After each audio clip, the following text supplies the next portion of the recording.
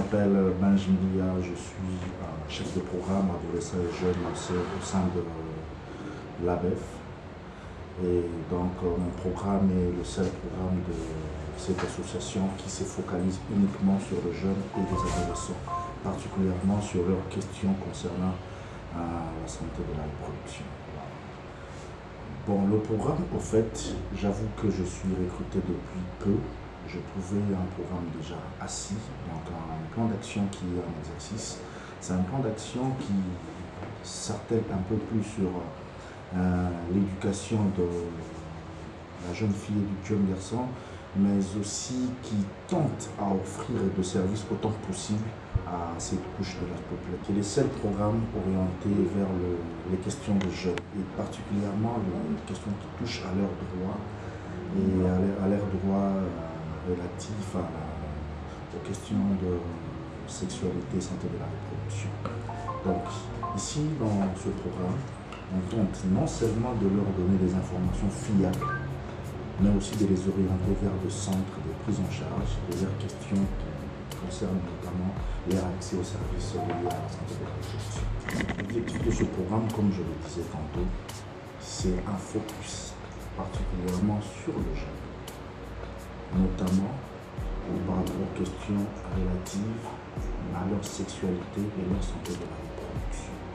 Nous voulons que les jeunes et les adolescents aient accès non seulement aux informations relatives à la santé de la reproduction et la sexualité, mais aussi aient accès aux services adéquats, aux services, un service de qualité, un service de qualité relatif à la santé de la reproduction et de la sexualité.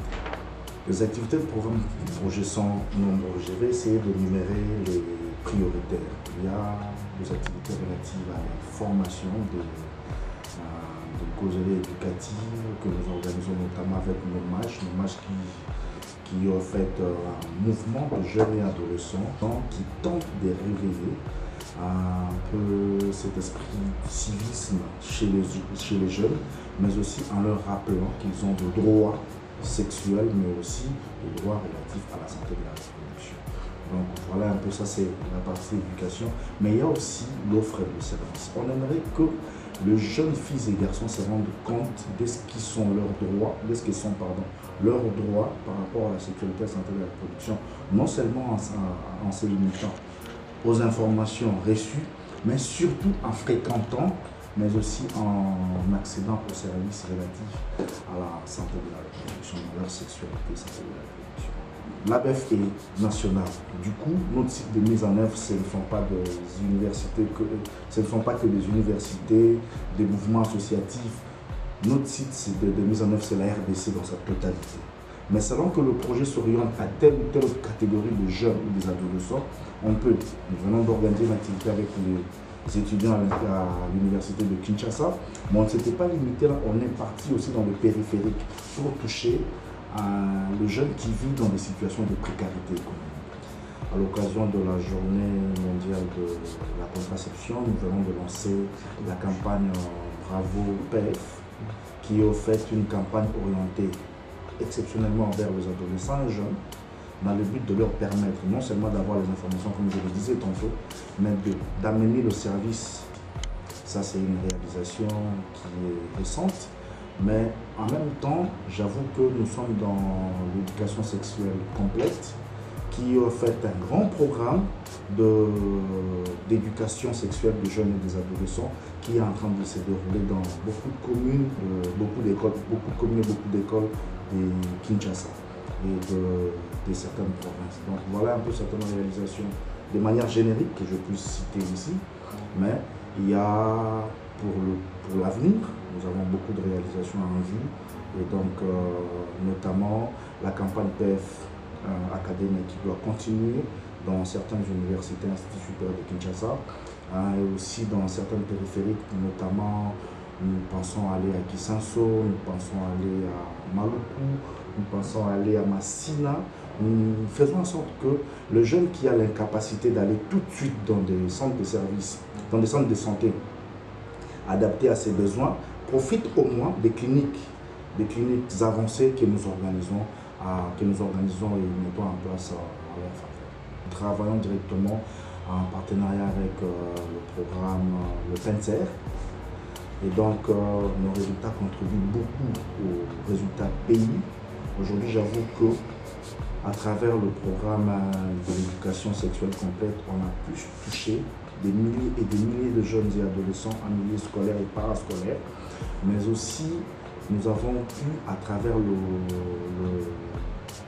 la campagne PF Academia, toucher un nombre important d'étudiants, mais aussi de jeunes habitants dans des périphéries, dans des milieux très reculés. Donc nos résultats sont satisfaisants déjà par rapport au nombre, parce que là on va compter des millions de jeunes qui sont touchés directement et indirectement à travers le programme que nous développons, mais aussi qui, lors de nos descentes sur terrain, nous offrons le service à un nombre important de jeunes et adolescents. J'avoue que la première difficulté financière et aussi technique. Nous pensons que les questions de jeunes relatifs à la SSR ne sont pas seulement importantes, mais aussi ont besoin de beaucoup d'argent pour une large couverture. Donc le paquet jusque-là mis à la disposition de jeunes pour leur permettre d'accéder aux services et à l'information par rapport à leur sexualité, santé de la reproduction demeure très minime. Et la première difficulté, c'est celle-là. Déjà, vous savez que nous avons des problèmes budgétaires par rapport à la ligne budgétaire allouée à la santé. Et donc, du coup, cela a des répercussions sur ce que l'État déjà doit mettre à la disposition de cette jeunesse. Et donc, associant à cela certaines difficultés liées aux capacités des partenaires, et tout ça, nous nous retrouvons face à une difficulté énorme qui est vraiment liée, pour une bonne partie, à la finance et aux techniques. Comme vous le savez, mon programme, c'est un programme jeune et adolescent. Je ne peux que renforcer un plaidoyer en faveur de cette jeunesse et de ces adolescents.